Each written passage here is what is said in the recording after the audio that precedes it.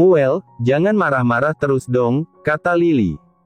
Pemuda yang kini tengah fokus mengendarai motor itu, tidak sekalipun menoleh atau menggubris apa yang dikatakan oleh Lily. Hatinya sedang kesal sebab kembarannya lebih memilih pemuda culun itu daripada Muel. Muel akui kalau dia tidak menerima pemuda itu sama sekali. Alasannya karena menurut Muel, pemuda tersebut tidak bisa menjaga dan melindungi Nadine. Muel juga yakin, dadinya juga tidak akan pernah setuju. Belum lagi dia adalah anak keluarga Lumiere. Meski tidak terlalu mengenal seluk-beluk keluarga tersebut, namun para pebisnis tahu, kalau sistem perebutan tahta kekuasaan di sana cukup sengit karena jumlah saudara yang terlalu banyak. Sementara Lily diam setelah beberapa kali mencoba mengajak Muel bicara, namun tidak ada respon dari pemuda tersebut. Bahkan Lily tidak tahu kemana Muel akan membawanya pergi. Yang penting Muel ingat untuk memulangkannya dengan selamat. Setelah sempat diam lama, tiba-tiba Muel buka suara. "Li, mau kemana?" tanyanya. "Gak kemana-mana Muel," jawab Lily. "Seriusan?" kata Muel. "Iya, kan tadi Muel yang ajak pergi," balas Lily. Muel tidak menjawab setelahnya. Tahu-tahu Lily sudah berada di pantai sekarang. Dia jadi ingat cerita Mami Andrea, kalau Mami Andrea dan Daddy James dulu berkencan di atas kapal. "Gak apa-apa kan, kalau kita ke sini?" tanya Muel ragu. Lily menganggukkan kepalanya setuju. Sehingga setelah itu Muel mengajak Lily untuk duduk menikmati indahnya sore hari. Meski saat itu belum benar-benar sore.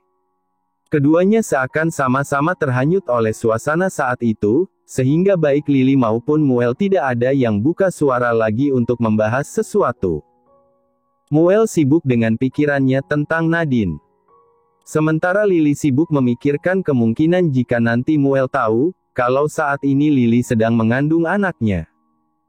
Sangat lucu dibayangkan olehnya, jika orang yang selalu dianggap kecil, justru memberikan kejutan seperti ini.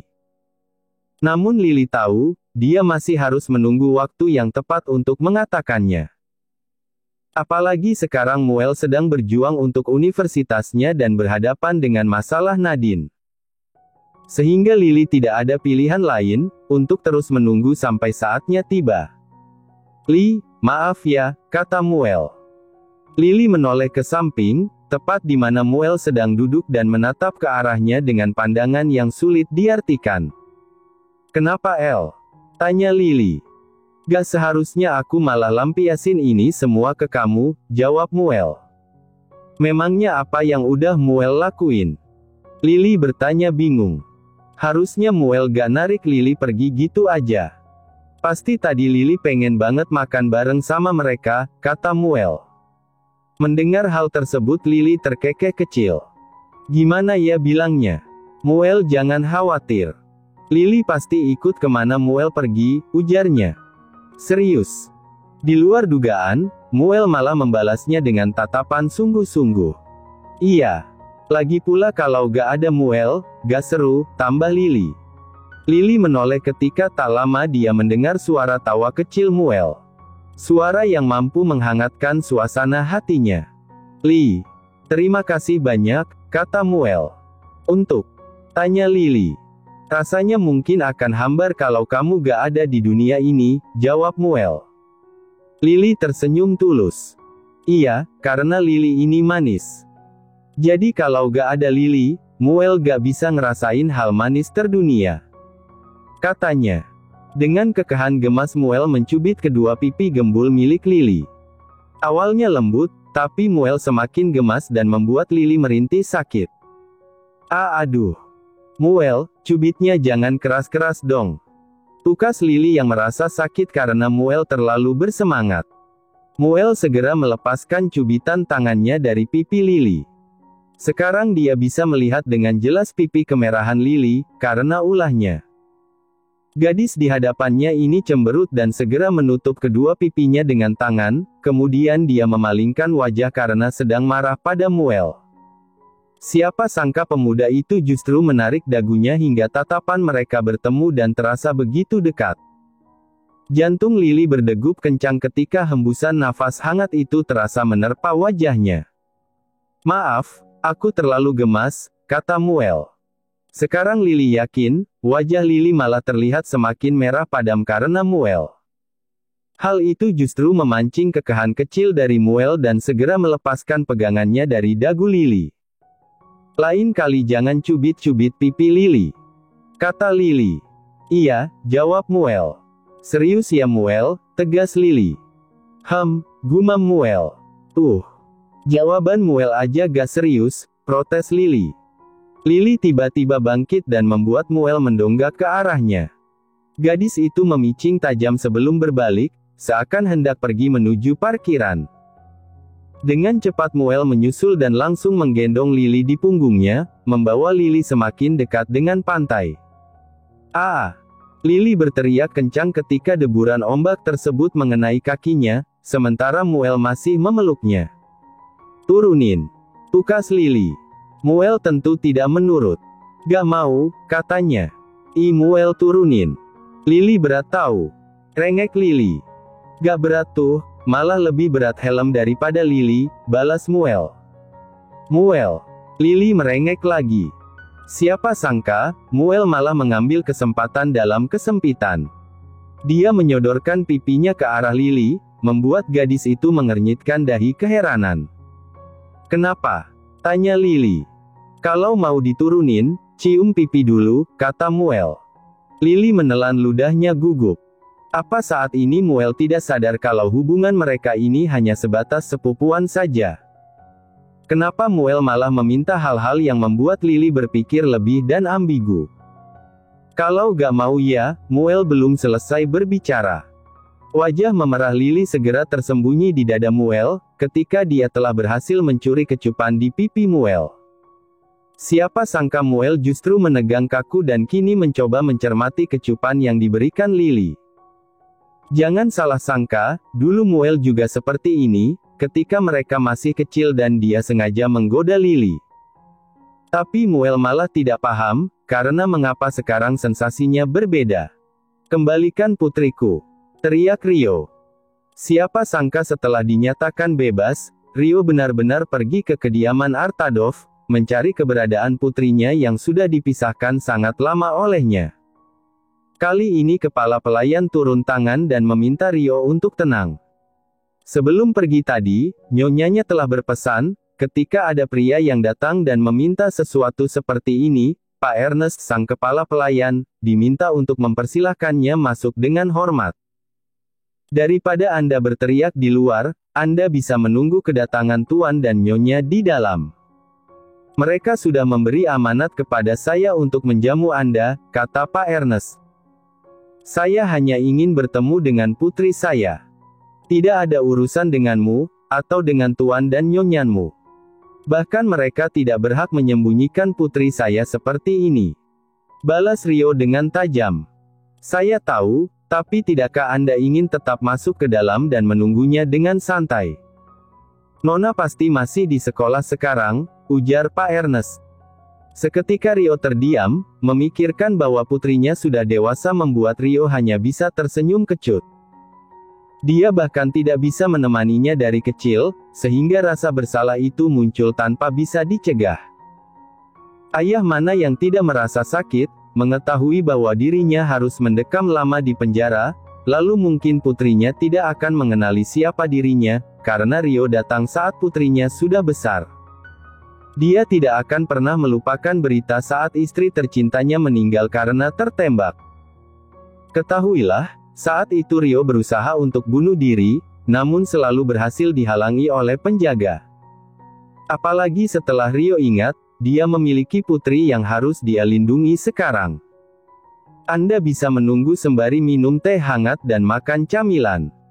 Nyonya dan Tuan sedang dalam perjalanan kemari. Mereka sepertinya sudah menunggu kedatangan Anda sekarang, tambah Pak Ernest. Rio hanya berdecih kecil. Meski dia tidak membenci Andrea maupun James, hanya saja akan sulit untuk menyukai atau menerima mereka, karena Riley harus meregang nyawa ketika menyelamatkan Andrea. Rasa cinta Rio kepada Riley bahkan tidak pudar sama sekali. Hal yang pertama kali Rio lakukan saat keluar dari bui, adalah datang ke makam Raeli. "Rio," panggil seseorang. "Kembalikan putriku," desak Rio. Andrea hanya diam ketika Rio terus mendesaknya untuk bertemu dengan Lily. James masih betah duduk di samping Andrea sembari memperhatikan gerak-gerik Rio.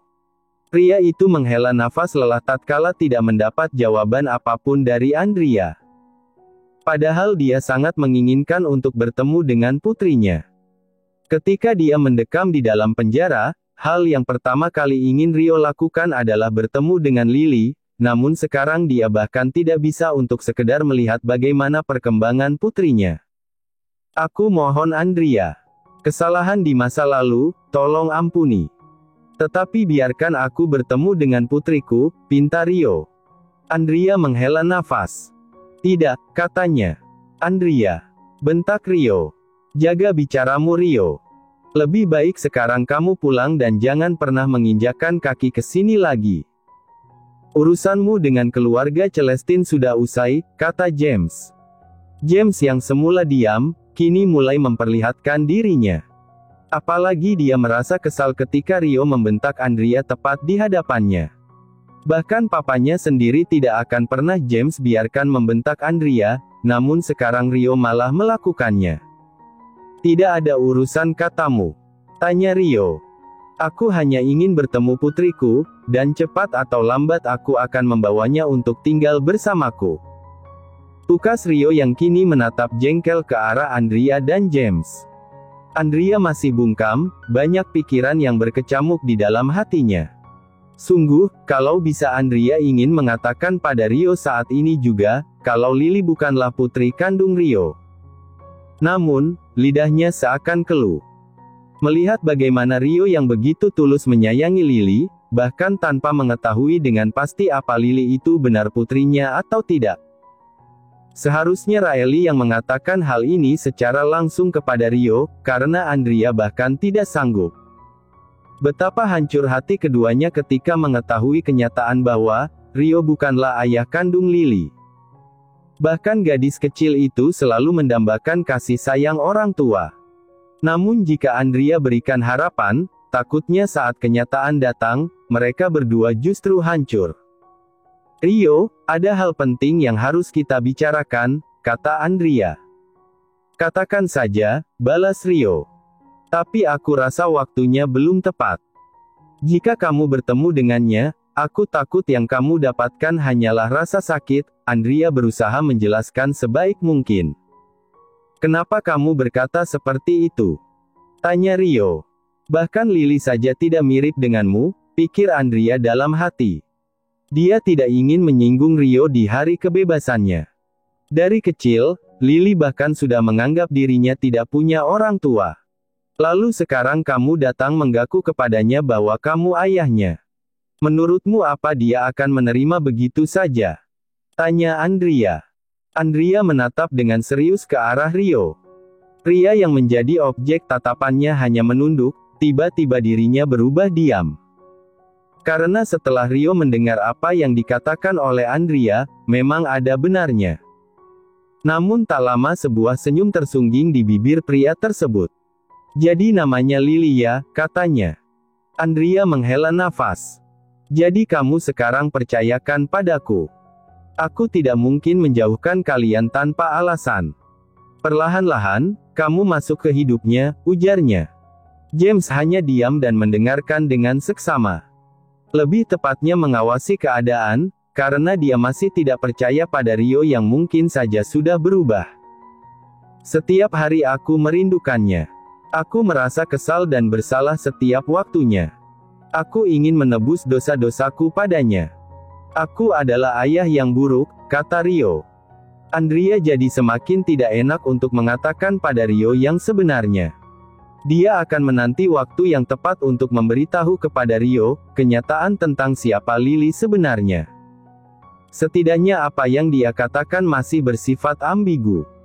Sehingga Rio bisa menerima dan menanti waktu yang dijanjikan oleh Andrea. Setelah Rio pergi, seketika lutut Andrea melemas. Bahkan James turut memapah sang istri dengan khawatir. Memang James tidak terlalu begitu peduli pada Lily, tapi akan sangat sakit kalau menjadi keduanya. Yang satu merindukan kasih sayang seorang ayah, namun di sisi lain ayah yang dia maksud tidak ada. James segera menarik Andrea untuk duduk lagi. "Bagaimana ini James?" tanya Andrea. James hanya bisa menghela nafas. "Bagaimana apanya? Kamu sudah benar mengatakan hal tersebut kepadanya. Jadi untuk apa kamu takut lagi?" balasnya. "Sampai kapan aku harus menyembunyikannya James? Haruskah kita mengirim Lily ke luar negeri? Biarkan saja Rio membenci kita, tapi rasanya aku tidak sanggup untuk mengatakan kenyataannya," ujar Andrea. "Kalau memang kamu tidak sanggup, biar aku saja yang mengatakannya pada Rio." Sebelum dia bertemu Lily, agar tidak ada perpisahan menyakitkan yang terjadi antara mereka, James menawarkan diri, karena bagaimanapun wanita memang lebih perasa. Malam kelulusan mereka pun tiba. Padahal sudah 1 jam sebelum acara perayaan kelulusan itu tiba, namun Lily masih terpaku di tempat dengan menatap pantulan wajahnya di cermin.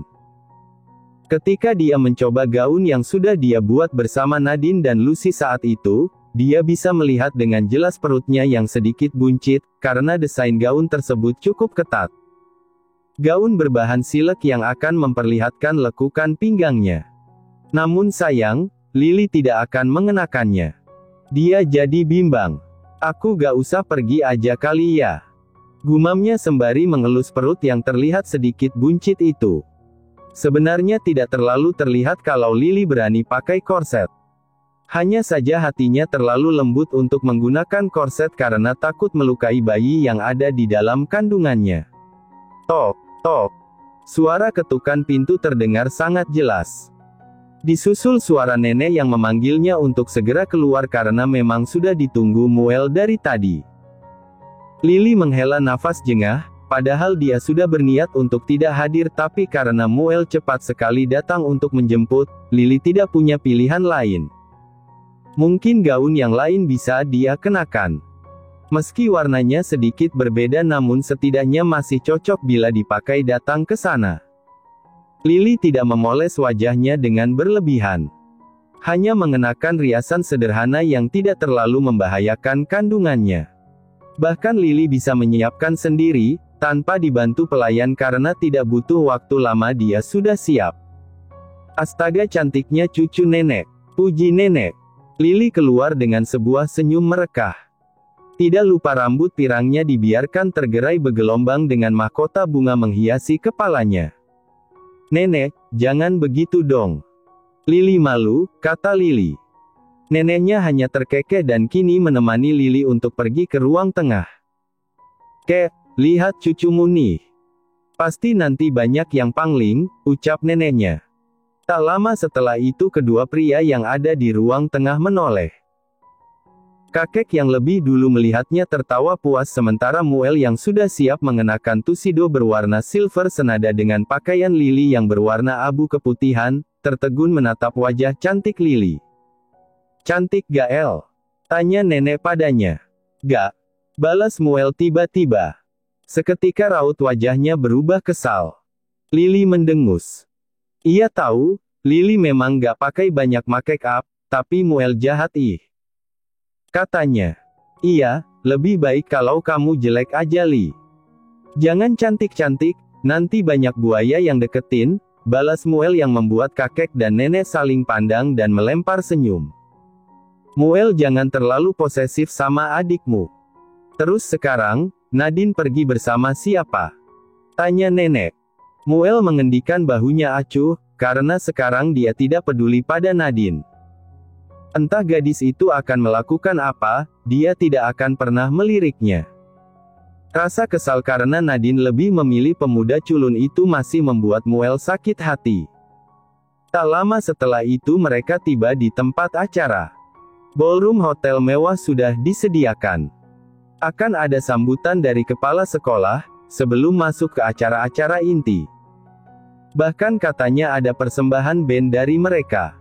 Sebelum masuk ke ruangan acara mereka, Muel sempat berbisik pada Lily. "Jangan terlalu cantik, Karena kamu cuma boleh cantik buat aku, katanya. Hal tersebut membuat Lily menggeleng menahan malu. Siapa sangka Muel akan mengatakannya secara terang-terangan.